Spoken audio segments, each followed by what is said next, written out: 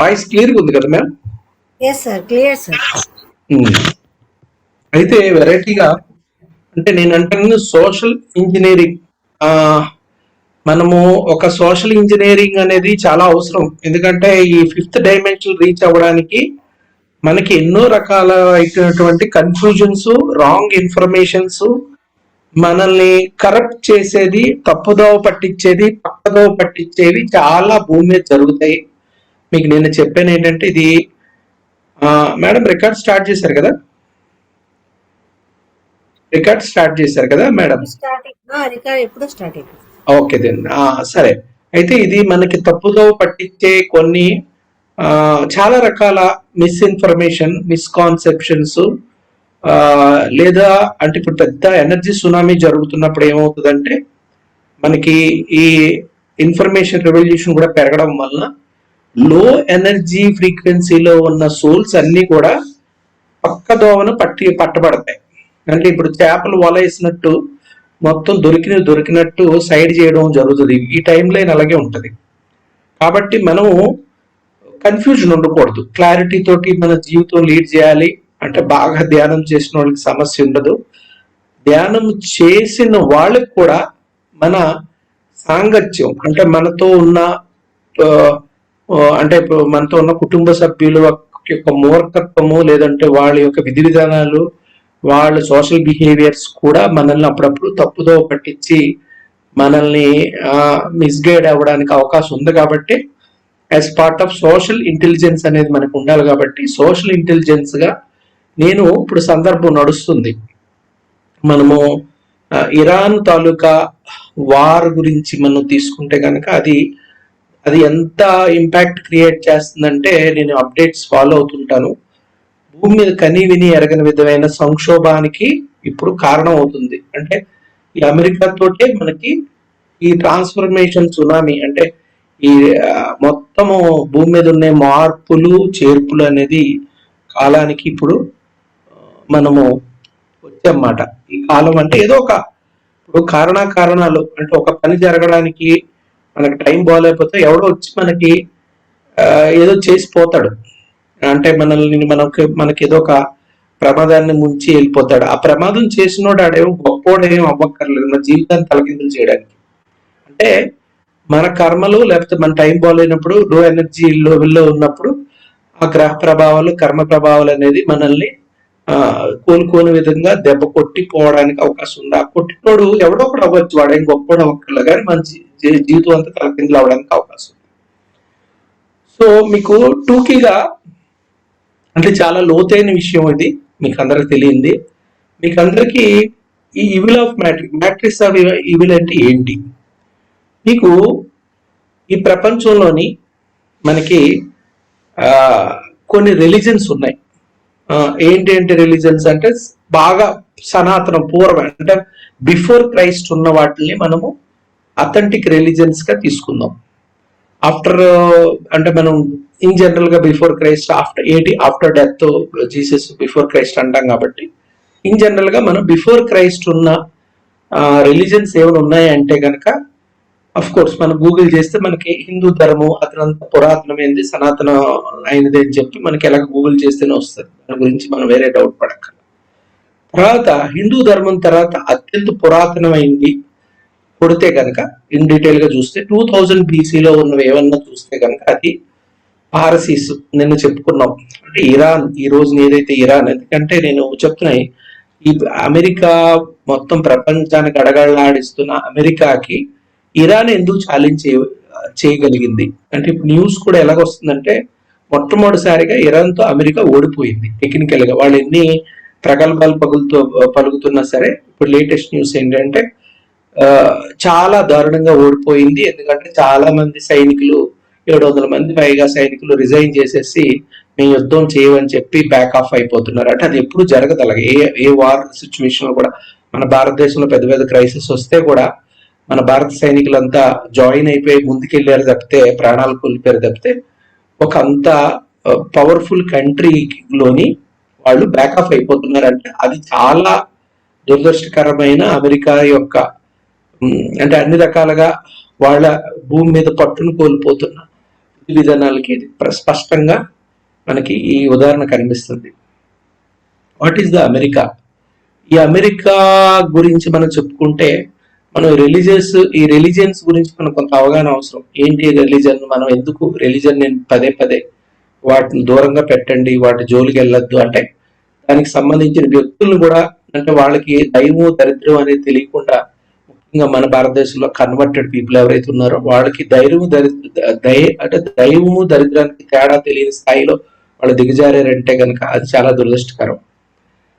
ఏంటి అసలు ఈ రిలీజన్ వెనకాల ఉన్న సీక్రెట్ ఏంటి అని అనుకుంటే కనుక, ఈ రిలీజన్ వెనకాల యాక్చువల్గా భూమి మీద కొన్ని లక్షల కోట్ల సంవత్సరాల నుంచి కూడా మానవుల్ని సీడ్ చేయబడింది. ఎవరు సీడ్ చేశారంటే, నేను టూకీగా చెప్తాను, వీటితో ప్రూఫ్లతో సహా మనం డాక్యుమెంటరీ చేయాలి తప్పితే అవన్నీ డీటెయిల్గా చెప్పుకెళ్తే అది దాని ఆ ఒక టాపిక్ మీద ఒక 5-6 క్లాసులు అవుతుంది. కాబట్టి టూకీగా చెప్తుంది ఏంటంటే, నేను యాక్చువల్గా మొదట ఈ భూమి ఒక ప్రయోగశాలగా ఆత్మలు, అంటే ఏకదం తక్కువ లెవెల్లో అంటే శైవ ఆత్మలు పూర్ణాత్మలుగా తయారవడానికి చాలా టైం పట్టేస్తుంది. కాబట్టి ఒక డైమెన్షన్ నుంచి ఇంకో డైమెన్షన్ నుంచి ఇంకో డైమెన్షన్ ఎదుగుతూ ఈ ప్రాసెస్ లో క్రియేటివ్ గా ఏం చేయడం జరిగిందంటే, భూమిపై మొట్టమొదటిగా మన యూనివర్స్ లో ఒక ప్రయోగం జరిగింది. ఏంటంటే సోల్ ని ఎదగడానికి కావలసిన ఉపాధిగా మానవ యొక్క అస్తిత్వాన్ని డిజైన్ చేయబడింది. ఈ అస్తిత్వంకి అనుకూలమైన ప్లానెటరీ సిస్టమ్ సెలెక్ట్ చేసుకోబడింది. అదేంటి? మన సన్, సూర్యుడు నిజంగా మన గెలాక్సీలో చాలా చిన్న స్టార్. ఎందుకంటే సూర్యుడి కంట చాలా పెద్ద పెద్ద స్టార్స్ మన గెలాక్సీలో ఉన్నాయి. ఎగ్జాంపుల్ గా పిస్టల్ అనే ఒక మనకు తెలిసిన, అంటే మన మానవ సైంటిస్టులు తెలిసిన ఆ పిస్టల్ అనే స్టార్ భూమి కంట 4 రెట్లు 10 రెట్లు కాదు, 2 రెట్లు 4 రెట్లు 10 రెట్లు కాకుండా 2000 రెట్లు పెద్దది. అంటే 1000 రెట్లు పెద్దది ఉన్న స్టార్స్ ఉన్నాయంటే మన స్టార్ చాలా బుల్లి స్టార్ మన గెలాక్సీలో. ఆ పిస్టల్ కంటే పెద్ద స్టార్స్ ఉన్నాయి, ఇంకా పెద్దవి ఉన్నాయి. మనకు తెలిసిన దాంట్లో మన స్టార్ తో కంపేర్ చేస్తే 2000 రెట్లు. అంటే ఈ రకంగా రఫ్ గా లెక్కేస్తే మనకి దశమ గ్రహాలు అంటాం రఫ్. అంటే మన బుల్లి స్టార్ చుట్టూరు 10 గ్రహాలుగా ఉన్నాయి అనుకుంటే కనుక, అంటే 10th ప్లానెట్ కూడా ఉంది. దాన్ని ఎక్స్ ప్లానెట్ ఎక్స్ అని కూడా అంటాము. ఈ 10 ప్లానెట్లు లెక్కేసుకుంటే అదే విధంగా మరి ఒక దీనికి 10 రెట్లు ఉంటే మన దానికి 10 రెట్లు ఉంటే కనుక ఎన్ని ఉంటాయి? ఆటోమేటిక్ గా అవి 100 అవుతాయి. అదే 100 రెట్లు ఉంటే 1000 ప్లానెట్లు అవుతాయి. 1000 అంటే 10,000 ప్లానెట్లు ఉంటాయి. అలాగే 2000 అంటే 20,000 ప్లానెట్లు. అంటే ఆ పిస్టన్ చుట్టూ ఉండే ప్లానెట్లు 20,000 ప్లానెట్లు ఉంటాయంటే అందులో భూమి లాంటి ప్లానెట్స్ కూడా అనేక ఉండొచ్చు. అందులో కూడా లైఫ్ ఫోర్స్ ఉండొచ్చు, ఉంటారు 100%. ఎందుకంటే మనం ఒక్క స్టార్, ఇంత బుల్లి స్టార్ లో ఇంత క్లిష్టమైన ఇన్ని రకాల వైవిధ్యమైన జీవజాలం ఉంది అనుకుంటే ఒక ప్లానెట్ మీద, వేరే ప్లానెట్స్ మీద, వేరే స్టార్స్ అంతకంటే పెద్ద ఎనర్జీ ఫీల్డ్ ఉన్న వాటి మీద రకరకాలుగా వైవిధ్యభరితమైన అత్యంత బుద్ధి కలిగిన, ఎందుకంటే స్టార్ ఎనర్జీ తోటే మొత్తం ప్లానెటరీ ఎనర్జీ కూడా ఆధారపడి ఉంటుంది. ప్లానెటరీ ఎనర్జీ బట్టే అక్కడ లైఫ్ ఫోర్స్ కూడా ఆధారపడి ఉంటుంది. అంటే మనకున్న ఎనర్జీ తోటి మనం ఎంత తెలివైన వాళ్ళు, కాస్త తెలివైన వాళ్ళు, ఒక విశిష్టమైన జీవజాలం ఉన్నప్పుడు, అందులో బుద్ధిజీవులైన మనం ఉన్నప్పుడు ఇంకా హయ్యర్ మనకంట 1000 రెట్లు ఉంటే, అలాగే అక్కడ మనకంట వైవిధ్యమైన అత్యంత శక్తివంతమైన అసాధారణమైన లైఫ్ ఫోర్స్ ఉంటుంది. అందులో కూడా మనకి మించిన 1000 రెట్లు సామర్థ్యం గల బుద్ధిజీవులు ఉండడానికి కూడా అవకాశం ఉంది. కాబట్టి మీరు ఫస్ట్, నేను పదే చెప్తాను, మనం ఏది నమ్ముతున్నాం అది రియాలిటీ కాదు. మనకి తెలిసిన చాలా చిన్నది. మన రియాలిటీలోనే మనం అన్ని తెలుసు అనుకుంటే కనుక అది మూర్ఖత్వం. ఎందుకంటే మెనీ డైమెన్షన్స్ ఉన్నాయి, మెనీ రియాలిటీస్ ఉన్నాయి, మీరు వాళ్ళు గంధర్వులు అనండి, ఎలియన్స్ అనండి, అవి కోట్లు కోకొల్లగా ఉన్నాయి. కాకపోతే ఏంటంటే మనం ఒక మినియేచర్, ఒక జులాజికల్ పార్క్ లో ఇరుక్కొని ఉన్నాం. మనకు బయటకు వెళ్ళడానికి లేదు, తెలుసుకోవడానికి లేదు, అంత జ్ఞానం లేదు, అవగాహన లేదు. మనమే ఒక జూలో ఎలాగైతే జంతువులు ఉంటే మనం లిటరల్గా అలాగే ఉన్నాం. కాబట్టి మనకు తెలిసిందే, ఆ పరిధిలో తెలిసిందే సత్యం అనుకుంటున్నాం.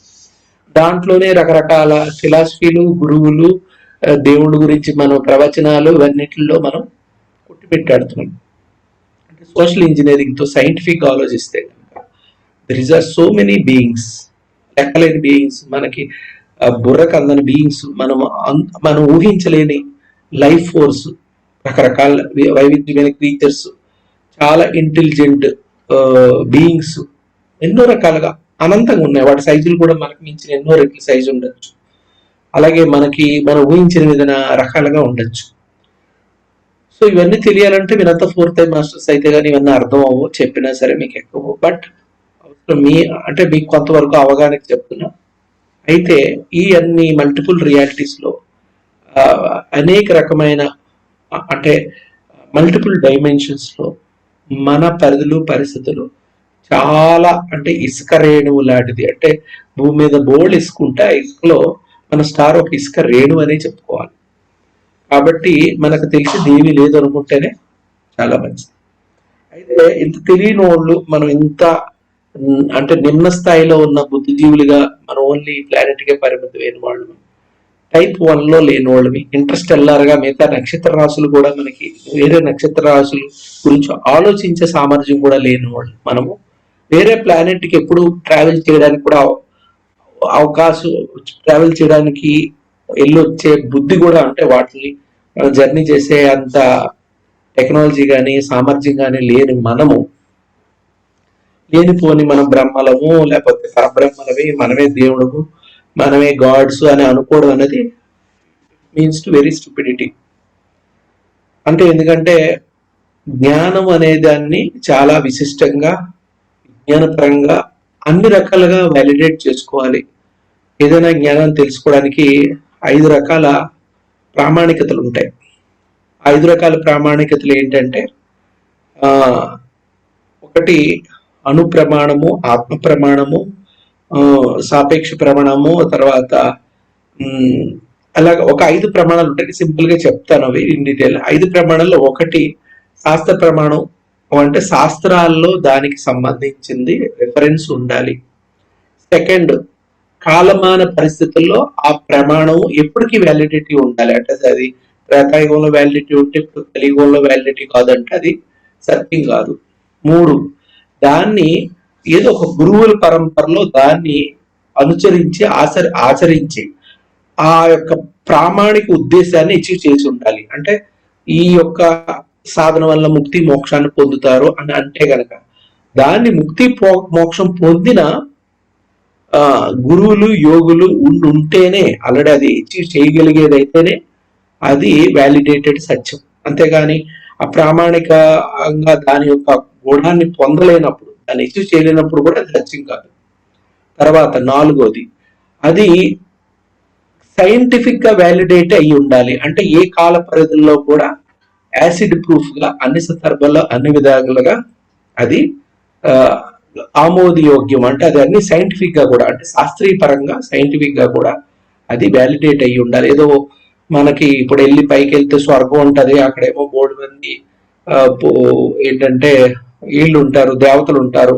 ఇప్పుడు తురకోళ్ళు లేట్ చేస్తారు వాళ్ళు, అక్కడ ఏదో పైన దేవతలు ఉంటారట, ఇక్కడ మందు తాగరు, అక్కడ మందు అన్ని ఉంటాయట అక్కడ. అంటే ఇక్కడ మందు తాగడం అనేది విరుద్ధం. అంటే యాజ్ పర్ ఖురాన్ అది వ్యాలిడేటెడ్ కాదు, తాగకూడదు. తాగితే వాడు ఇస్లాం అని కాదని అంటది ఖురాన్.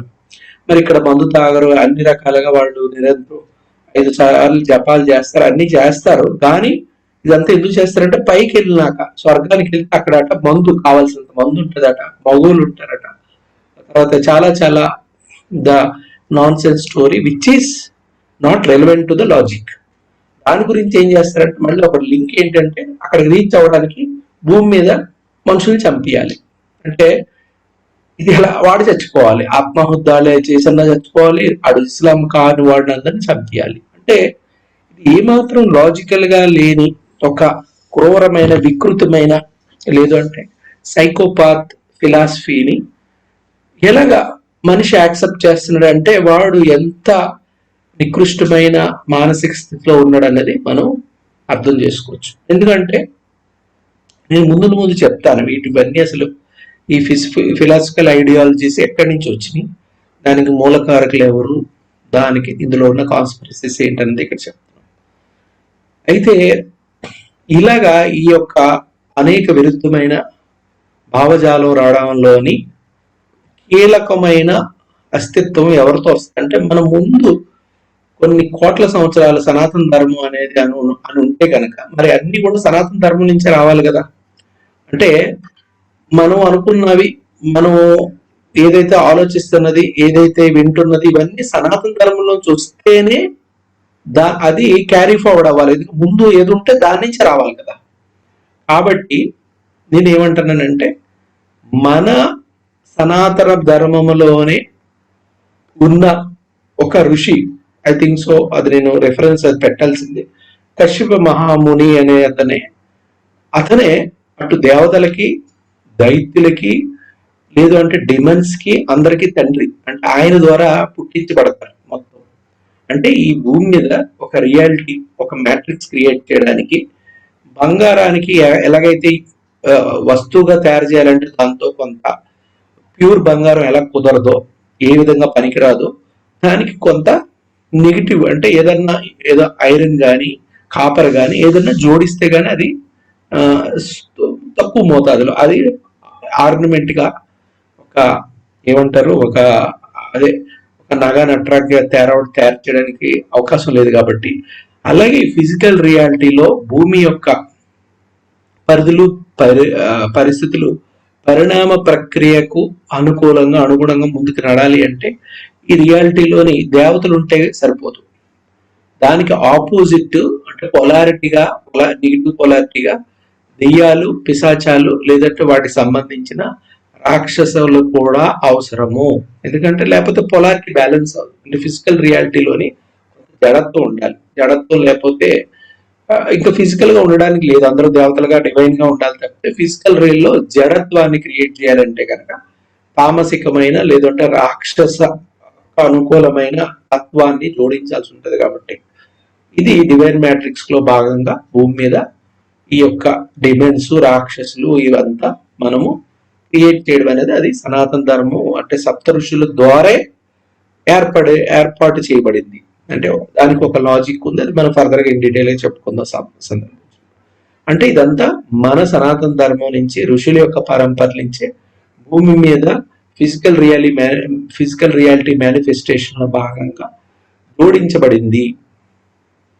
దానికి ఇంకో లాజిక్ కూడా చెప్తాను. ఇప్పుడు మనము ఈ డిమెన్స్, పిశాచాలు అనే ఈ నెగిటివ్ మన భూమి మీద లేకపోతే ఏమవుతుందంటే, మనం రోజువారీ ఏదైతే మనం భద్రంగా ఉండాలి, మనం పాజిటివ్ గా ఉండాలి అంటే పాజిటివిటీ వల్ల రిస్టోరేషన్ ఉంటుంది. అంటే మనం మనుగడ అనేది జరుగుతుంది. నెగిటివ్ వల్ల మనుగడకి వ్యతిరేకమైన క్షయం అనేది జరుగుతుంది.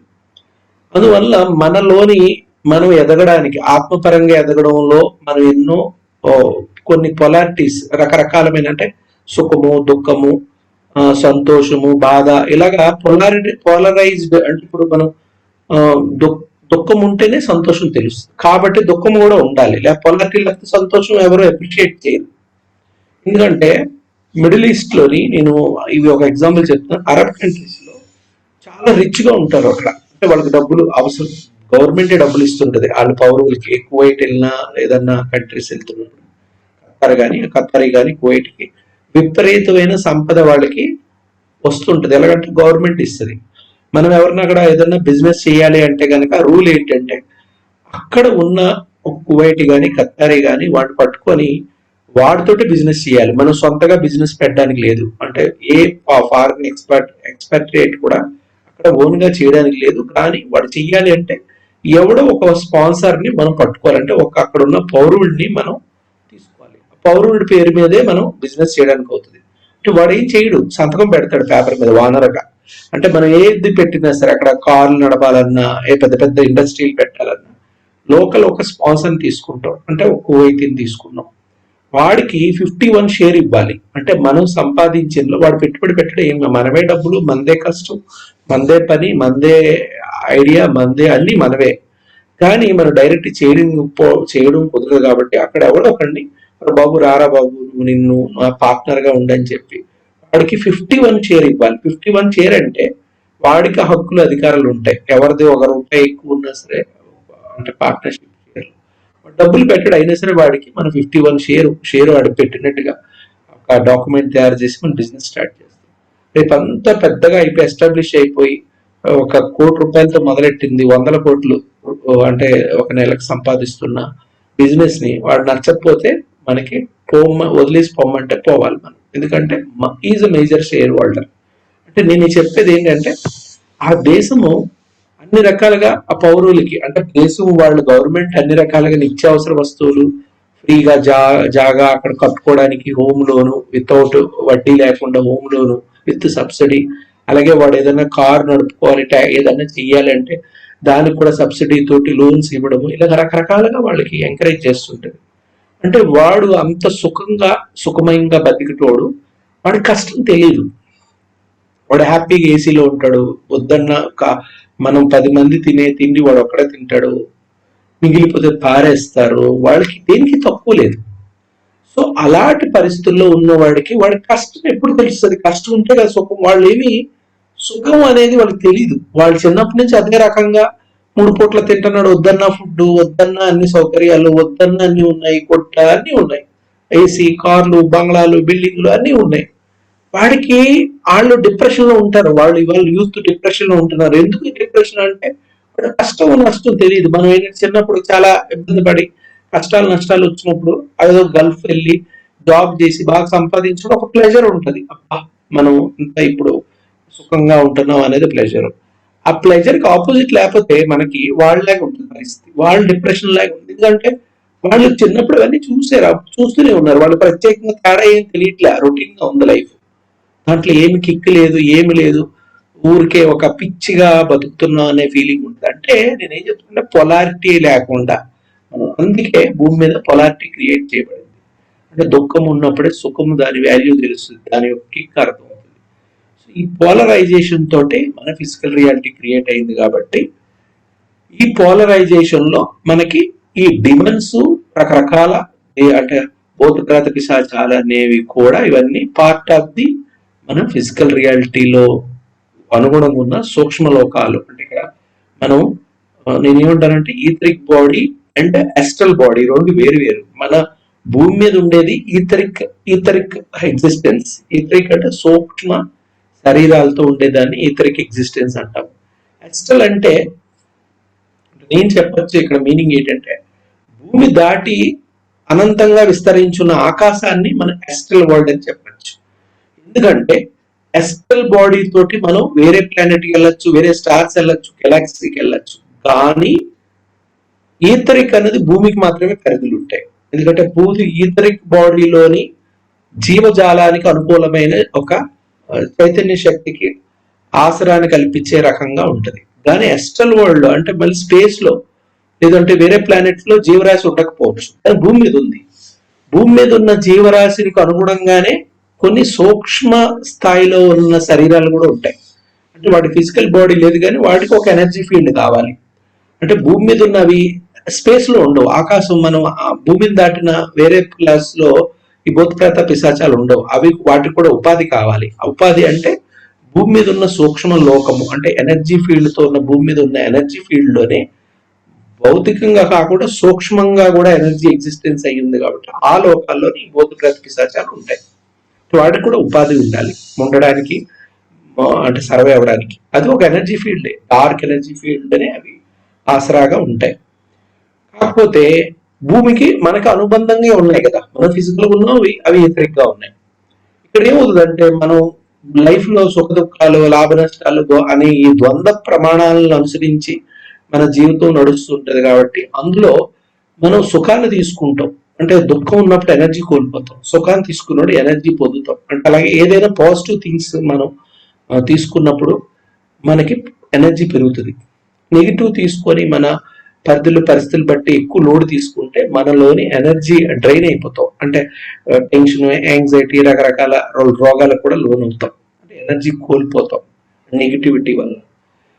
బట్ ఈ భూత ప్రేత పిశాచాలు ఈ నెగిటివ్ ఎనర్జీని బేస్ చేసుకొని అవి ఆధారపడి ఉన్నాయి. సూక్ష్మ లోకాల నెగిటివ్ ఎనర్జీని బేస్ చేసుకున్నాయి. కాబట్టి మనం వదిలేసిన, అంటే మనం ఎలాగైతే అంటే మలమూత్రాలు వెళ్తామో అలాగే ఎనర్జీ పరంగా మన ఎమోషనల్ గా వదిలేసిన ఈ ఎనర్జీ, నెగిటివ్ ఎనర్జీని అవి ఒక విధంగా కన్జ్యూమ్ చేస్తాయి, అవి తీసుకుంటాయి.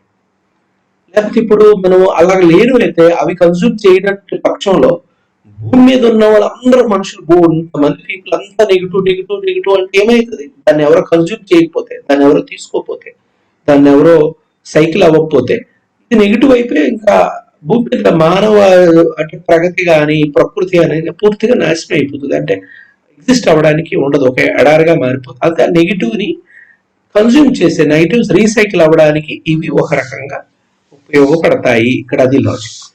సో కాబట్టి కాకపోతే మనం ప్రతి ప్రయోజనం వెనకాల కొంత ఎక్కడైతే మనకి అడ్వాంటేజ్ ఉంటుందో డిసడ్వాంటేజ్ కూడా ఉంటుంది.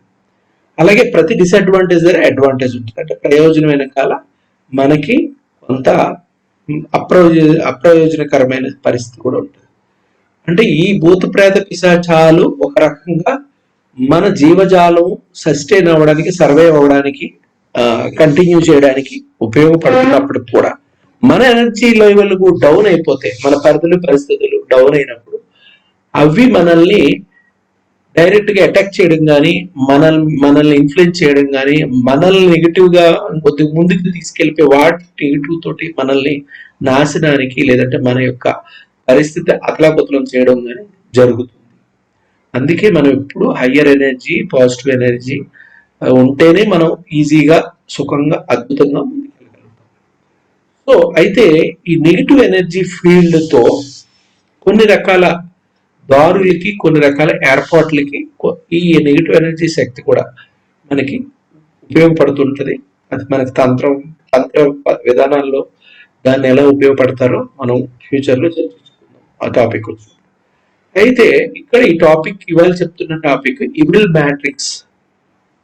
అంటే ఇది ఎలా మ్యాట్రిక్స్ అంటే ఒక వ్యవహారిక పట్టిక, ఒక అడ్మినిస్ట్రేటివ్ లోగో. అంటే ఇది ఒక ముందేలాగా తయారు చేసే సిస్టమ్. అంటే ఫర్ ఎగ్జాంపుల్ మీరు ఒక ఫుడ్ ప్రిపేర్ చేయాలి, రెసిపీ అంటే మీరు ఒక గోంగూర పచ్చడి చేయాలి అనుకుందాం. అది ఎలా చేయాలి అనేది ఒక పద్ధతి ఉంటుంది. అది పద్ధతి ప్రకారం అన్నిటిని తెచ్చి చేసినప్పుడు దాని అవుట్పుట్ ఏదైతే వస్తుందో, అంటే పచ్చడి తినడానికి అనుకూలంగా టేస్ట్ తోటి తయారవుతుంది. ముందైతే విడివిడిగా అన్ని ఉన్నాయి, గోంగూర పచ్చడి ఉంది, కారం ఉంది, పసుపు, అన్ని వాటెవర్. కానీ అది ఒక రెసిపీలో మనం తయారు చేసినప్పుడు అది ఒక తినదగ్గ ఒక టేస్ట్ తోటి ఒక పచ్చడిగా తయారైంది. దాన్ని అన్ని రకాలుగా దాన్ని ప్రాసెస్ చేసినప్పుడు, అంటే ఈ ప్రాసెస్ చేసి దాని పచ్చడిగా మారే విధానాన్ని, అంటే ప్రాసెస్ చేయకముందు దానికి ఏది కోరి ఏవైతే తేవాలి, ఆ తెచ్చిన ఇంగ్రీడియంట్స్ నుంచి పచ్చడి వరకు ఉన్న ప్రయాణాన్ని ఈ రెసిపీ అంటాం కదా. ఈ రెసిపీని ఒక రకంగా మనం మ్యాట్రిక్స్ అనే పదానికి అర్థంగా చెప్పుకోవచ్చు. అంటే ఈ రెసిపీ ఆఫ్ ది ఇవిల్, అంటే ఈ భూత ప్రేత పిశాచాలకు సంబంధించిన ప్రాసెస్ అయ్యే రెసిపీని మనము ఇప్పుడు కొంతవరకు తెలుసుకోవాలి. ఎందుకంటే మనం దాన్ని ఎలాగ ఎఫెక్ట్ చేసుకోవాలి, ఎందుకు ఈ ప్రమాదాలు ఏ రకంగా పొంచి ఉంటాయి, వాటి నుంచి మనం ఎలాగ దాటాలి, వాటి నుంచి మనల్ని మనం ఎలా రక్షించుకుంటూ, అంటే దివ్య శక్తుల వైపు, దివ్య దైవ పరంగా ఉన్న ప్రాకృతిక ధర్మం వైపు మనం ఏ రకంగా మనం ముందుకు సాగాలి అనే దానికి చాలా ఇంపార్టెంట్ ఇప్పుడున్న ఈ కలికాలంలో. ఎందుకంటే ఇప్పుడు ఇక్కడ షిఫ్ట్ అనేది జరుగుతుందో, ఈ మ్యాట్రిక్స్ యొక్క ఇన్ఫ్లుయెన్స్ విపరీతంగా పెరుగుతుంది. అంటే అది బ్రేక్ అయిపోతున్నప్పుడు ఏదైనా సరే ఒక ఒత్తు ఆరిపోయే ముందు, అదే ఆయిల్ అయిపోయింది, అయిపోయిన తర్వాత ఆరిపోయే ముందు ఒక ఎలుగు వెలుగుతుంది, బాగా ఎలుగు ఆరిపోతుంది. అలాగే భూమి మీద షిఫ్ట్ వచ్చినప్పుడు ఈ యొక్క భూమి మీద ఇప్పటి వరకు నడిపించబడిన మనుషుల్ని స్లేవ్స్ గా, ఒక బానిసలుగా, రకరకాలుగా ఏదైతే తొక్కబెట్టి ఉంచబడిన ఈ విల్ మ్యాట్రిక్స్ నుంచి బయటపడడానికి మన ఆత్మలకి, సోల్స్ కి డైమెన్షన్ షిఫ్ట్ లో మనకు అవకాశం దొరుకుతున్నప్పుడు వీటిని వీలైనంత వరకు ఈ చేజారిపోతున్న ఈ సోల్స్, అంటే పూర్తి స్వేచ్ఛతో ముందుకు వెళ్ళిపోతున్న సోల్స్ ని అన్ని రకాలుగా గుంజుకోవడానికి ఆఖరి ప్రయత్నం ఉంటుంది, జరుగుతుంది. ఆఖరి ప్రయత్నంలో మనం చిక్కుకోకుండా ఎలా తప్పించుకోవాలి అనేది చాలా అవసరమైన ఇది సోషల్ ఇంజనీరింగ్ అని చెప్పుకోవచ్చు, తెలుసుకోవాల్సింది ఈ వ్యవహారం. అయితే ఇందులో మీకు ఏమి కనిపిస్తుంది అంటే నెక్స్ట్ స్లైడ్కి వెళ్దాం.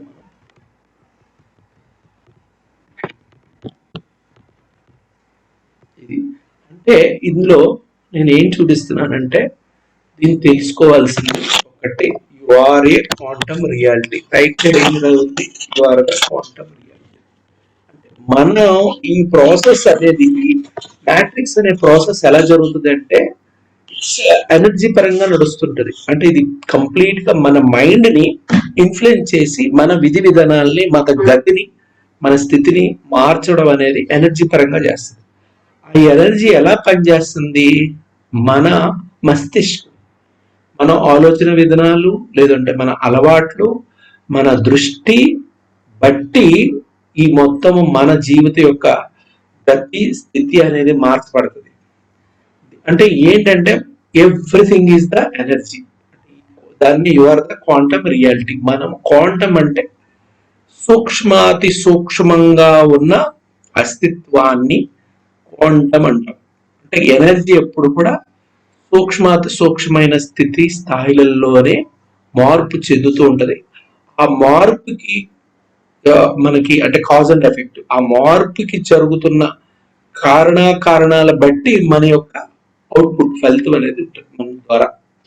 అంటే మనము ఈ క్వాంటమ్ రియాలిటీ ఎలాగుంటదంటే, మనము భూమి మీద కొన్ని నమ్మకాలను క్రియేట్ చేయడం జరుగుతుంది. ఆ నమ్మకాలు నమ్మినప్పుడు ఆటోమేటిక్ గా మన రియాలిటీ అనేది పూర్తిగా మార్పు చెందుతుంది. ఫర్ ఎగ్జాంపుల్ ఇందులో చూపిస్తా నేను. ఈ క్రిస్టియన్ అంటే ఈ రిలీజియస్ ప్రోపగాండా ఏదైతే ఉందో, ఇది ఎప్పుడైతే ఇంకా పూర్తిగా ఫామ్ అవ్వలేదో, ఇది అరౌండ్ ఎలా చెప్పుకోవాలంటే 17th century BC, అంటే 1600 బిఫోర్ క్రైస్ట్ అనుకుంటాం. అంటే 1670 సెంచరీలోని అసలు భూమి మీద రిలీజన్స్ లేవు. అంటే భూమి మీద ఎటువంటి రిలీజియస్ లేని పరిధుల్లోని, ఆ పరిస్థితుల్లోని మన యొక్క భారతదేశము అంటే ముఖ్యంగా సింధు నాగరికత ఉత్తిష్టమైన ఉన్నతమైన స్థితిలో ఉంది. అంటే ఇవేం లేనప్పుడే మనం చాలా, అది ఇప్పుడు తెలుస్తుంది ఏంటంటే భారతదేశము ఈ యొక్క ఏదైతే వేదాలకి సంబంధించి ఈ రోజున పురాణాలు, ఇతిహాసాలకు సంబంధించిన స్థాయిల్లో అత్యున్నతమైన వెలిగింది. అంటే దీన్ని బట్టి సనాతన ధర్మం ముందు నుంచి ఉంది, కంటిన్యూ అవుతుంది. అప్పటికి ఆల్రెడీ ఒక వెలుగుంది. ఇంకా ఇవేమి లేవు భూమి మీద, ఇంకే రిలీజన్స్ ఏ రకమైనవి ఏమి లేవు. ఉంటే నొమాడ్స్ ఉన్నారు. ఎవరున్నారు, ఈ మనం కోయి వాళ్ళు, కొండోళ్ళు, ఇప్పుడు బంజారా వాళ్ళు అంటాం మనం. అలా రకరకాల వాళ్ళు రకరకాల ప్రాంతాల్లో ప్రపంచంలో అక్కడక్కడ ఉన్నారు. కానీ ఆ స్థితి అప్పటికే మనం అంటే వాళ్ళు అసలు రిలీజియన్ అనే దానికి అంటే దిశ లేనప్పుడే ఉన్నారు. అయితే అంటే ఇప్పుడు రిలీజియన్స్ అంటే పూర్వము అంటే మనకి శ్రీకృష్ణుడి టైంలో ఉన్న టైంలో కూడా, ద్వాపర యుగంలో కూడా వేరే రిలీజన్స్ అనేవి ఉన్నాయి. అవి ఎలాగ చెప్పుకోవచ్చు అంటే ఈజిప్ట్ చెప్పుకోవచ్చు. ఈజిప్ట్ సివిలైజేషన్స్ అన్నది ఒక రకంగా రాముడు అంటే కృష్ణుడు ఉన్న కాలంలో, ద్వాపర యుగంలో ఈజిప్ట్ సివిలైజేషన్స్ మనకి అంటే ప్రీ ఈజిప్షియన్ సివిలైజేషన్ అని చెప్పుకోవచ్చు. ప్రీ ఈజిప్షియన్ సివిలైజేషన్ ఎగ్జిస్ట్ అయ్యి ఉంది. అయితే ఇక్కడ అది వాళ్ళు యాక్టివ్ గా లేరు. అంటే మనం చాలా ఉన్నతంగా, విస్తృతంగా, మంచి కల్చర్డ్ గా, అడ్వాన్స్ గా మనం భూమి మీద ఉన్నప్పుడు మొత్తం భూప్రపంచాన్ని పూర్తిగా మన చేతుల్లో ఉన్న పరిధుల్లో కృష్ణు యొక్క నాగరికత అంటే మన ఈ ద్వాపర యుగం అనేది ఉన్నది. ఈ ద్వాపర యుగంలో మనకు తెలుసు అది ఎంత ఉన్నతంగా ఉంది అని చెప్పుకోవడానికి ద్వారక ఒక ఉదాహరణ. ద్వారక అనే అంటే ఇప్పుడు మన అరేబియా సముద్రంలో ద్వారకని ఒక నీటిలోని కొన్ని నగరాలు వెళ్ళి బయటకు వచ్చినాయి. ఆ నగరాల్ని కార్బన్ డేటింగ్ చేస్తే గనక సుమారుగా 13,000 నుంచి 15,000 సంవత్సరాల పైగా, అది బీసీ బిఫోర్ క్రైస్ట్, అది కార్బన్ డేటింగ్ చూపిస్తుంది. కార్బన్ డేటింగ్ అంటే ఎప్పటి నుంచి ఉంది అంటే శ్రీకృష్ణుడు 5,000 సంవత్సరాల క్రితం ఉండొచ్చు, కానీ ఆయన పుట్టినప్పుడే నగరం పుట్టలేదు కదా. ఎప్పుడో త్రేతాయుగం నుంచి మన సంస్కృతి ఉంది కాబట్టి అక్కడ ఆ నగరం ముందే ఎప్పటి నుంచో ఉంది అనేది మనకు తేలుతుంది. తర్వాత చాలా చాలా ప్రూఫ్స్ ఈ మధ్యన అంటే మన కనుగొనడం జరిగింది. కనుగొన్న ప్రూఫ్స్ బట్టి ఏం అర్థమవుతుందంటే మన సివిలైజేషన్స్ ప్రపంచంలో కంటే oldest and very highly civilised evolution, అంటే హ్యూమన్ ఇవల్యూషన్ ఎగ్జిస్ట్ అయ్యింది అనేది ఇప్పుడు కొత్తగా, అంటే గత 10 సంవత్సరాలు దొరికిన ప్రూఫ్స్. అది ఇంకా మెయిన్ మీడియాలో జనాలకి అందుబాటులో రాలేదు. కాబట్టి నేను ఇక్కడ ఏం చెప్పాలనుకుంటున్నానంటే, truth versus perception, reality perception. Truth అనేది ఎగ్జాక్ట్ రియాలిటీ, అబ్సల్యూట్ రియాలిటీ, కానీ పర్సెప్షన్స్ అంటే నమ్మకాలు. అయితే భూమి మీద మనకి ఏం జరిగింది అంటే, మనకు సనాతన ధర్మంలోకి సంబంధించిన గుళ్ళు గోపురాలు కూడా ఆర్కియాలజికల్ గా చాలా ఓల్డెస్ట్. అంటే మన భారతదేశంలో మనకు తెలుసు ఇది ఎప్పుడో సనాతన ధర్మం తెరతాయుగం నుంచి కంటిన్యూగా నడుస్తుంది అని చెప్పి రకరకాల శాస్త్రాలు ఉన్నాయి. చాలా హైయెస్ట్, ప్రపంచంలో ఎక్కడా లేని ఖచ్చితమైన ఆస్ట్రానమీ, అంటే కాస్మాలజీ ఆస్ట్రానమీ మన గ్రంథాల్లో వివరంగా ఇవ్వబడింది. అంటే గ్రహాలు, అంటే మనము ప్లూటో గ్రహాన్ని 1980 తర్వాత కనిపెట్టారు పాశ్చాత్యులు, అంటే వెస్టర్న్ సైంటిస్ట్. ఆ ప్లూటో అనేది, అంటే దాని గురించి సంబంధించిన దాని గతి స్థితి వివరాలు, అది ఎంత టైంలో అది రివాల్వ్ అవుతుంది, ఎక్కడ, ఇవన్నీ మనకి కొన్ని వేల సంవత్సరాల నుంచి మన శాస్త్రాలు. ఇంత ఎవిడెన్షియల్ ప్రూఫ్ ఉన్న మన జీవితాల్లో, నిత్య జీవితంలో ఈ హిస్టాలజీ మీద, వాటి మీద, రకరకాల నక్షత్ర రాశుల గురించి పూర్తిగా ఉన్నా సరే డీటెయిల్ గా, అంటే పాశ్చాత్యులకి, సైంటిస్టులకి ఈ రోజుకి తెలియనంత గుప్త గోప్యమైన అది మన నిత్య జీవితంలో హిందూ ధర్మంలో ప్రాక్టీస్ చేస్తున్నా సరే ఎంత మ్యానిపులేషన్ జరిగింది చూడండి. అంటే వీళ్ళు గతి లేక, అంటే రకాలుగా వెనకబడిన పాశ్చాత్య దేశాలు మన భారతదేశం అత్యంత ఉన్నతమైన స్థాయిలో ఉన్నప్పుడు భారతదేశానికి రాబడి వాళ్ళు వచ్చారు. మీకు అందరికి తెలుసు, వాస్కోడి గామా, తర్వాత ఎవరెవరు వీళ్ళంతా వచ్చారు. అంటే వాళ్ళకి గతి లేక బిజినెస్ పర్పస్ తో ఇండియాలో అపారమైన గోల్డ్, వజ్రాలు, వైడూర్యాలు కూర్చొని తినేదానికి అనే రకంగా రకరకాల అద్భుతమైన అనేది ఇది ఎవరు రాశారంటే గ్రీక్ అంటే Alexander the great, 300 BC. Alexander great కు ముందే అతను ఒక అంబాసిడర్ వస్తాడు, ఆయన పేరు మెగస్తనీస్. ఆయన రాసిన ఇండికాలో చాలా వివరంగా రాశాడు. అంటే అలెగ్జాండరే కదా ప్రపంచాన్ని అంతా జయించాడని మనకు తెలిసి హిస్టరీ. అంటే అలెగ్జాండర్ ప్రపంచం తెలియక ముందే, ఆయన ఎంటర్ అవ్వకముందే ఇదంతా మెగస్తనీస్ వచ్చాడు. మెగస్తనీస్ ముందు తర్వాత కూడా చాలా మంది భారతదేశానికి వచ్చి అద్భుతంగా రాశారు.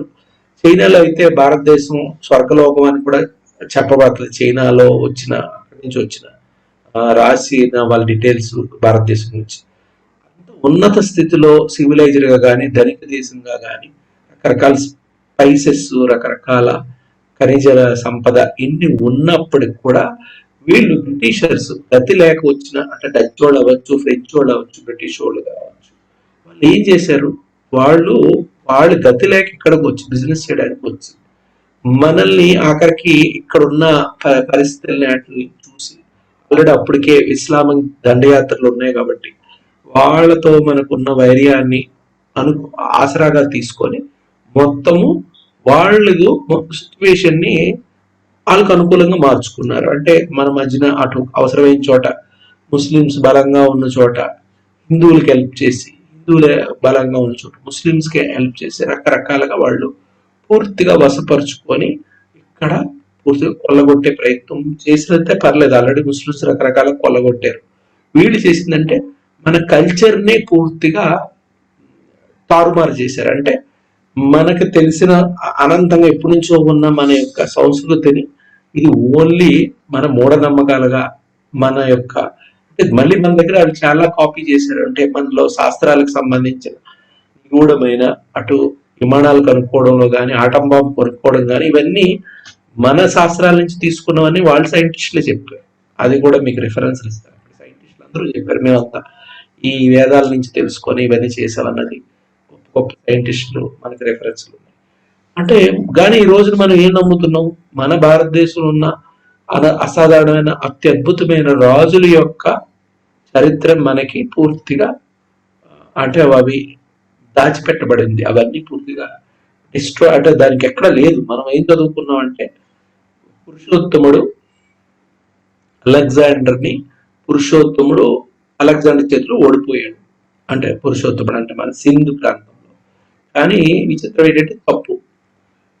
అదే మీరు ఏ అలెగ్జాండర్ ఉన్నాడో గ్రీక్ లోకి వెళ్తే కనుక వాళ్ళ హిస్టరీలో ఏముందంటే అలెగ్జాండర్ పురుషోత్తముడితో ఓడిపోయి ఆయన తర్వాత జబ్బుపడి చనిపోయాడు.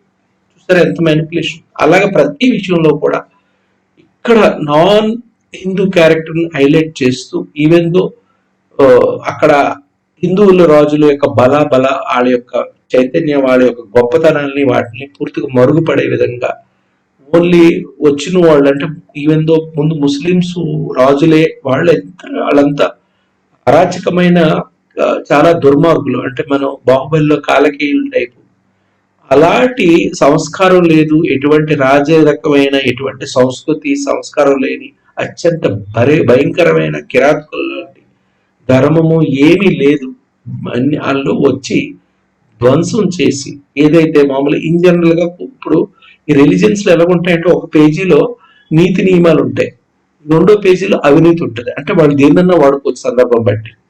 అయితే ఖురాన్లో ఒక దగ్గర ఏముంటదంటే ఎప్పుడు కూడా దండయాత్రలు తీసేసినప్పుడు పిల్లల్ని చంపకూడదు, లేడీస్ ని ఎప్పుడు వాళ్ళని చేపట్టకూడదు, శత్రువులకి క్షమించి వదిలేయాలి, ఇలాగ రకరకాల ఆళ్ళవి ఉన్నాయి. కానీ ప్రతి ముస్లిం రాజు చేసింది ఉల్టా. దైవ స్థలాల్ని వాళ్ళు ఎట్టి పరిస్థితుల్లో ఉపేక్షించారు. కాకపోతే వాటిని కొల్లగొట్టారు. ఎందుకంటే మన దేవాలయాల్లో విపరీతమైన బంగారం అది ఉండేది, ఎక్కడ లేని ఆ ఊరి సంపద అంతా కూడా దేవాలయాల్లో ఉండేది. కాబట్టి దేవాలయాన్ని ధ్వంసం చేశారు, కొల్లగొట్టారు. అంటే వాళ్ళు ఏ రకమైన రాజరికమైన సంస్కృతి ఉన్నోళ్ళు సివిలైజర్ కాదు, వాళ్ళు ఓన్లీ కిరాతకులు. అంత కిరాతకమైన చాలా దారుణమైన కిరాతకులు. మొగోళ్ళందరినీ వచ్చుకోతుకోయడం, ఆడవాళ్ళందరినీ రేప్ చేయడం, చేర్చడం, వాళ్ళకి అలాంటి సంతతి. లేదంటే ఒక్కొక్క సైనికుడు కూడా ఇక్కడ లేడీస్ ని హిందూ చంపిన వాళ్ళందరూ వాళ్ళు మొగళ్ళు చంపి వాళ్ళ ఆడవాళ్ళందరినీ ఉంచుకుంటే ఉంపుడుగత్తులుగా ఉంచుకోవడం. ఒక సైనికుడు రాజు అంటే వదిలేయండి. ఇంకా అలాగా ఎంతో మంది ఒక్కొక్క సైనికుడికి ఉన్న కొన్ని డజన్ల కొద్దీ ఉంపుడుగత్తులకి పుట్టిన వాళ్ళే ఒక విధంగా ఇప్పుడు మనం చెప్పుకోవచ్చు. ఇది ప్రూఫ్, రికార్డ్ ప్రూఫ్. కాబట్టి అత్యంత దారుణమైన దరిద్రమైన దుర్మార్గుల కడుపున చేర్చబడిన ఈ యొక్క జీన్స్ జెనెటిక్ లీనేజ్ ని మనం హైలైట్ చేసుకుంటూ ఇదంతా ఎక్కడ జరిగింది, ఎవరు చేశారు, ఎందుకు చేశారు అంటే దీన్నే పర్సెప్షన్. ఆ పర్సెప్షన్ మనం ఎంత క్యారీ చేశారంటే ముఖ్యంగా కాంగ్రెస్ లాంటి పార్టీలు అదే నిజము, అదే మన యొక్క చరిత్ర అనేది రకంగా మనల్ని ఇదే పర్సెప్షన్. ట్రూత్ వేరు, ట్రూత్ అనేది డిఫరెంట్. ఈ పర్సెప్షన్స్ ఎందుకు, ఈ పర్సెప్షన్ కి మూలాలు ఎవరు, ఈ దరిద్రాలకి దుర్మార్గాలకి కారకులు ఎవరు అంటే డెఫినెట్ గా యాక్టివ్ నెగిటివ్ ఫోర్స్. అంటే భౌతికంగా ఉంటూ మనుషుల్లో ఉంటూ మనుషుల్ని పెనట్రేట్ చేసే ప్రత్యక్ష పిశాచాలు అని చెప్పుకోవచ్చు. మన మధ్యన ఇప్పుడు ఇది నమ్మాలి మనం ఏంటంటే ఇది చాలా ట్విస్ట్. పిశాచాలు అంటే ఈథరిక్ బాడీలో ఉంటాయి, అంటే మన మనిషిని డైరెక్ట్ గా ఇన్ఫిల్ట్రేట్ చేయడానికి అవకాశం లేదు. కానీ హైబ్రిడైజ్డ్ మానవ రూపంలో ఉన్న పిశాచాలు కూడా భూమి మీద క్రియేట్ చేయబడి, దాని గురించి ఇప్పుడు మనం ముందు వివరంగా నేను ప్రూఫ్స్ చెప్తాను. సో ఈ పిశాచాల ఉద్దేశాలు ఏంటి అంటే ఈ పిశాచాల యొక్క పరంపరలోనే రిలీజియన్స్ అనేది ప్రమోట్ చేయబడతాయి. ఈ మీకు ముందు చూపిస్తాను ఈవిల్ మ్యాట్రిక్స్ అంటే అదే. అక్కడ చూసిన మీరు అన్ని గమనించి ఉంటారు. ఆ ఫోటోలో కొన్ని చాలా విచిత్రమైన వైవిధ్యమైన చాలా ఉన్నాయి. అందులోని మీకు ఎపిస్ట్రీన్ అని మొన్న మీరంతా బాగా తెలిసిన వర్డ్ కాబట్టి చెప్తున్నాను. ఎపిస్ట్రీన్ ని ఎవరినైతే ఆరాధిస్తారో, ఎవరికైతే పిల్లలు బలిస్తారో అది కూడా నేను ముందు ఇచ్చిన ఫోటోలో ఒక దగ్గర ఉంటుంది. ఇది ఎపిస్ట్రీన్ అంటే మొన్న తెలిసింది. ఈ ప్రెజెంటేషన్ నేను 10 సంవత్సరాల నుంచి ఉన్నాయి. అంటే నాకు ఆల్రెడీ ముందే తెలిసి ఇవన్నీ ఎలా పనిచేస్తున్నాయి అనేది. అంటే వీటికి లింక్ ఏంటి అసలు, దీని వెనకాల ఉన్న మానవ రూపాల్లో పిశాచాలుగా హైబ్రిడైజ్ చేసిన వాళ్ళు ఎవరు, దీని అంతటికి నడిపిస్తుంది ఎవరు, ఈ సామ్రాజ్యవాదంతో ఈ మనల్ని తప్పుదోవ పట్టిస్తూ జనాల్ని ఒక నెగిటివ్ ఫేజ్ లోకి అందరినీ ఒక హైబ్రిడైజ్ చేస్తూ జనాలందరూ ఆ పిశాచాల సంతతికి అనుకూలంగా మలుస్తూ, అంటే మనలో ఉన్న ఆత్మని పూర్తిగా వాళ్ళు వశపరుచుకొని వాళ్ళు భూమి మీద కాకుండా వేరే స్టార్ గెలాక్సీలో కూడా ఈ పిశాచ జాతికి సంబంధించిన భౌతిక రూపాల్లో హైబ్రిడైజ్డ్ అంటాం, హైబ్రిడైజ్డ్ హ్యూమనాయిడ్స్. వీళ్ళు పై తల వేరే వేరే మన స్టార్ లో కాకుండా వేరే స్టార్స్ లో కూడా ఉన్నారు. వీళ్ళు ఏం చేస్తారంటే మనిషిని ఎప్పుడైతే వాళ్ళు వశపరుచుకొని హైబ్రిడైజ్ చేసేసి, అంటే ముఖ్యంగా క్వాంటమ్ రియాలిటీ, మన క్వాంటమ్ రియాలిటీని వాళ్ళు రకరకాలుగా మేనిఫెస్ట్ అంటే ఆల్టర్ చేసేస్తారో వాళ్ళు కబ్జాలోకి వెళ్ళిపోతాము. వాళ్ళ యొక్క చెప్పిన దాన్ని మనం గుడ్డిగా నమ్ముతాము.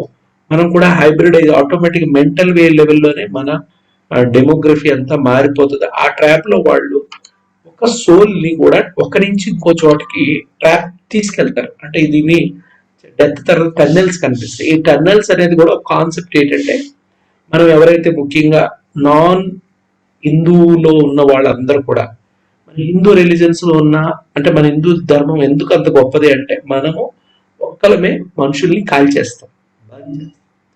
బంద్ చేసినప్పుడు ఏమవుతుంది అంటే స్పిరిట్ నా నుంచి నేను చనిపోయాను, నా నుంచి స్పిరిట్ అనేది రిలీజ్ అవుతుంది.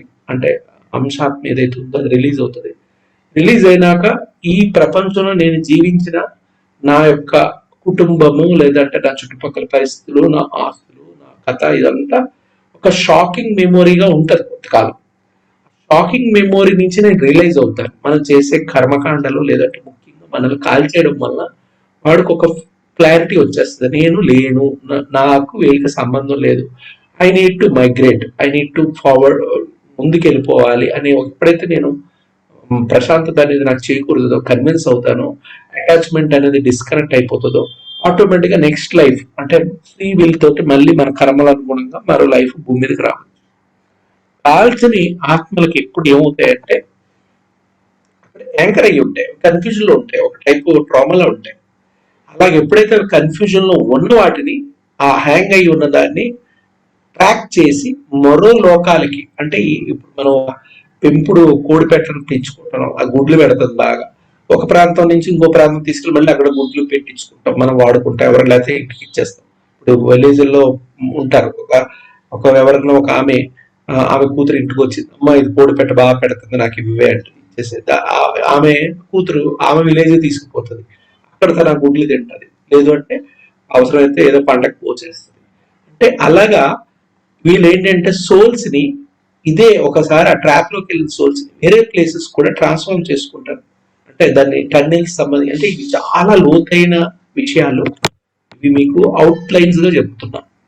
ఇప్పుడు మన సైంటిఫిక్ గా కూడా ఏం చెప్తున్నాం అంటే ఇక్కడ చూడండి, హ్యూమనాయిడ్స్, ఇక్కడ హ్యూమన్ కాదు, మోడర్న్ హ్యూమన్స్ అంటే ఇది హ్యూమనాయిడ్స్. ద హ్యూమనాయిడ్స్ అంటే modern humans first appeared about 2 lakhs years ago, అంటే 2 లక్షల సంవత్సరాల ముందే ఈ మానవుల యొక్క హ్యూమన్ ఫామ్ నుంచి హ్యూమనాయిడ్స్ గా హైబ్రిడైజ్ చేయడం అనేది జరిగింది. Recorded heating begins the until about the 5,500.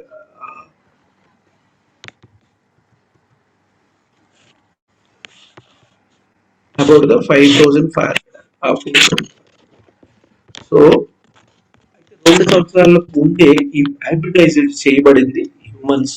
ఈ మోడర్న్ హ్యూమన్ అంటే హ్యూమనాయిడ్స్ అని గుర్తుపెట్టుకోండి. దిస్ హ్యూమనాయిడ్ ఎవరు చేస్తారు, ఎవరు హైబ్రిడైజ్ చేశారు భూమిని మీద, ఈ యొక్క హ్యూమనాయిడ్స్ ని ఎవరు తయారు చేశారు, వాడి పర్పస్ ఏంటి, ఏ పిశాచ సంతతి భూమి మనుషుల్ని వాళ్ళకు అనుగుణంగా హైబ్రిడైజ్ చేసి వాడుకొని భూమి మీద వాళ్ళని విస్తృతపరిచి స్ప్రెడ్ చేసి వాళ్ళ ద్వారా భూమిని కబ్జా చేసుకునే ప్రాసెస్ చేయడం వెనకాల పూర్తి వివరాలు మనం తప్పకుండా రేపు క్లాస్ నుంచి కంటిన్యూ చేద్దాం. అంటే మీ కాన్సెప్ట్ ఇక్కడ ఏమిస్తున్నానంటే, ఇక్కడ మా భూమి మీద ఉన్న వాళ్ళందరూ కూడా మోడర్న్ హ్యూమన్స్. మనం అంటే మనకి లక్కీ ఏంటంటే త్రేతాయుగం నుంచి ద్వాపర యుగం, ద్వాపర యుగం నుంచి కలియుగం వచ్చిన హ్యూమన్ లీనేజ్, అంటే ప్యూర్ హ్యూమన్ బీయింగ్, అంటే ఇటువంటి హైబ్రిడైజ్డ్ కాని హ్యూమన్ బీయింగ్స్ ఏదైనా సోర్స్ కోడ్ ఉంది అంటే కనుక అది భారతదేశంలో ఉంది. అంటే ఇది రీసెంట్ ప్రూఫ్, ఒక డిఎన్ఏ ప్రూఫ్ ద్వారా ఇది బయటపడింది ఏంటంటే, ఒక డిఫరెంట్ డిఎన్ఏ కోడ్ అనేది ప్రపంచానికి విభిన్నంగా భారతదేశం సోర్స్ లో ఉందని కూడా ఒక ఆర్టికల్ రీసెంట్ గా నేను చదివేది. అంటే నాకు ఒకదాని కూడా లింక్ చేసుకుంటాను. అంటే నేను ఎప్పుడో నమ్ముతున్నాను మనం ప్యూర్ హ్యూమనాయిడ్, అంటే మనం కూడా కరప్ట్ అయ్యాం చాలా రకాలుగా. మనం మోడర్న్ హ్యూమన్ తోటి ఎన్నో ఫేజ్లు, ఇప్పుడు కాదు ఈ ప్రపంచంలో చాలా సార్లు కలగబులగం అయింది రకరకాల పద్ధతుల్లో పరిస్థితి.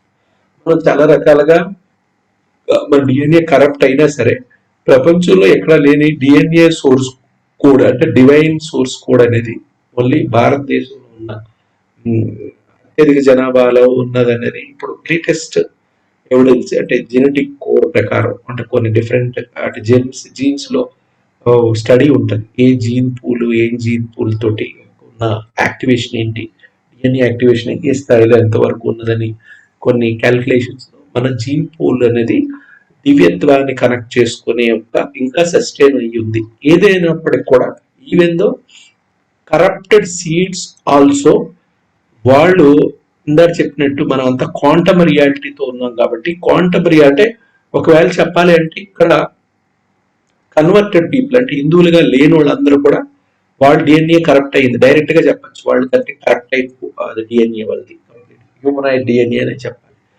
వాళ్ళు కూడా అంటే నిజంగా వాళ్ళు సనాతన ధర్మ ప్రాక్టీసెస్ లో కన్విన్స్ అయ్యి వాళ్ళ మైండ్ సెట్ ఎప్పుడైతే అప్గ్రేడ్ చేసుకుంటే మళ్ళీ వాళ్ళు మనకి ఇక్కడ ఏంటంటే ప్రయత్నం అనేదే ముఖ్యం. అంటే మనకి ఏ డిఎన్ఏ కోడ్ ఉన్నా సరే ప్రయత్నంతో మళ్ళీ రిజనరేట్ అవుతుంది మన బాడీ. కాకపోతే కొద్దిగా రిజనరేట్ చేసుకోవడంలో కష్టం ఉన్నా సరే ఎందుకంటే మన మైండ్ తో ఏదైతే విశ్వసిస్తామో ఏదైతే భావనాత్మకంగా భావమయ స్థాయికి మనల్ని అంటే దాన్ని ఇన్ఫ్యూజ్ చేసుకుంటామో అంటే దాన్ని పెంపొందించుకుంటాము అక్కడ మనం డివైన్ కోడ్ ఆఫ్ ఆర్డర్ అంటే దివ్య శక్తి చైతన్యాన్ని మనల్ని మళ్ళీ అప్గ్రేడ్ చేస్తుంది. మనం ఒకవేళ కరప్ట్ అయిన డిఎన్ఏ కూడా అప్గ్రేడ్ అవుతుంది, ఆర్డర్ లో పడుతుంది. కాబట్టి మనదైతే లక్కీగా మనకి నేచురల్ గా యాక్టివేట్ అయ్యే భావ ప్రపంచాన్ని కనెక్ట్ చేయగలిగే డిఎన్ఏ సోర్స్ కోడ్ మన భారతీయుల్లో ఉందని అది చెప్పడం జరుగుతుంది లేటెస్ట్ స్టడీస్. అది మనకి అందుకే చెప్తున్నాను సనాతన అనేది ఒక ప్రత్యేకమైన విభిన్నమైన అసాధారణ అద్భుతమైన ఒక వరముని మనం పొంది ఉన్నాము, దాన్ని వదిలిపరుచుకుందామని చెప్పడమే నా ఉద్దేశం.